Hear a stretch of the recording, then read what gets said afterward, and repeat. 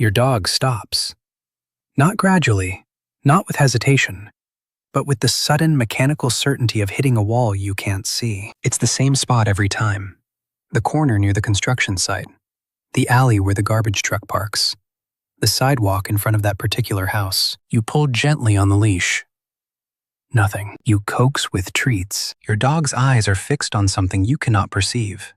Body rigid, refusing to move forward. Most people assume their dog is being stubborn or smelled something unpleasant. The research shows neither assumption captures what's actually happening. What looks like simple refusal is your dog's brain replaying a threat assessment file that won't close. Number 1.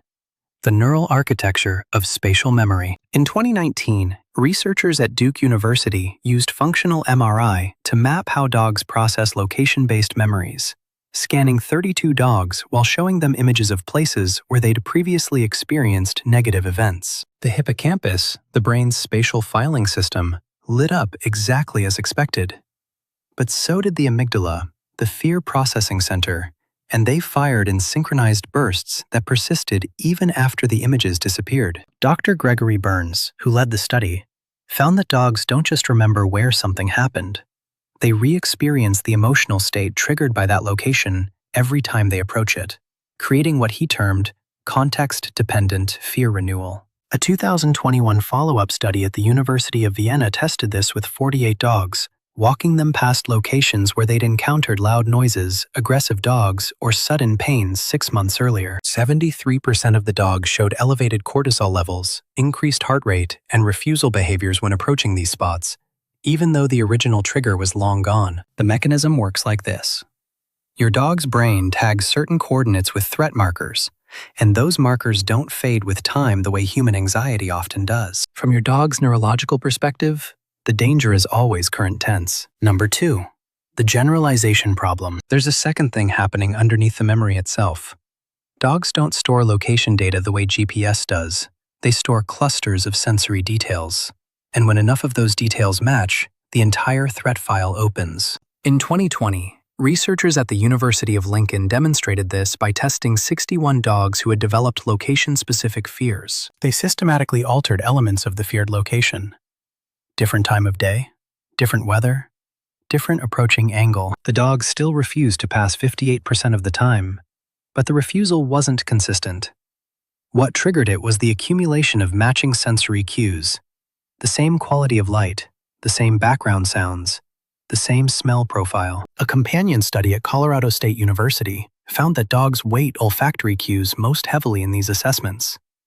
When researchers masked scents at fear locations with strong neutral odors, 41% of dogs walked past areas they'd previously refused. But here's where it gets really interesting. The generalization works in reverse, too. If your dog had one bad experience near a blue car, their brain might flag all blue cars, or all cars of that size, or all situations involving that combination of visual geometry and engine sound. Dr. Alexandra Horowitz at Barnard College documented this in 2018, finding that dogs who'd been frightened by a specific stimulus showed avoidance behaviors toward an average of 3.7 related but distinct stimuli they'd never actually encountered. Your dog isn't overreacting. Their brain is running a pattern-matching protocol designed to keep them alive by erring on the side of caution. Number 3. The timeline of fear consolidation. The moment that creates the refusal happens faster than you probably realize. A 2017 study by Dr. Emma Grigg at UC Davis measured the neurological consolidation of fear memories in dogs, using sensors to track when a frightening stimulus became permanently encoded. The critical window is 90 seconds. If a dog experiences a threatening event, a loud noise, sudden pain, an aggressive encounter, and remains in that heightened fear state for longer than 90 seconds, the memory moves from temporary storage into long-term spatial memory, with the location hard-coded as dangerous. Dogs removed from the situation within 60 seconds showed a 68% lower rate of developing location-specific avoidance. This explains why some frightening experiences create permanent refusal spots, while others don't. It's not about the intensity of the fear alone. It's about whether your dog's stress response has time to complete its neurological filing process. Researchers at Tufts tested this with 85 dogs, deliberately creating mild startling events and then either immediately removing the dogs or keeping them in proximity for 2 minutes. 6 months later, 71% of the dogs in the 2-minute group refused to walk past those locations. Only 19% of the immediately removed group showed avoidance. The practical implication?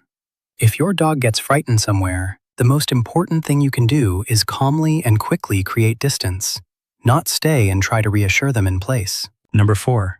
Why desensitization often fails. Most training advice tells you to repeatedly expose your dog to the feared location with treats and positive reinforcement until they overcome it. A 2022 meta-analysis of desensitization studies, published in Applied Animal Behavior Science, reviewed outcomes from 847 dogs treated for location-specific fears using standard counter-conditioning protocols. The success rate was 34%. The reason these protocols fail more often than they succeed has to do with how fear memories layer. Dr. Susan Friedman's research at Utah State University demonstrated that each time a dog approaches a fear location while still in an anxious state, even if nothing bad happens, they're not overwriting the original memory. They're creating a new memory file.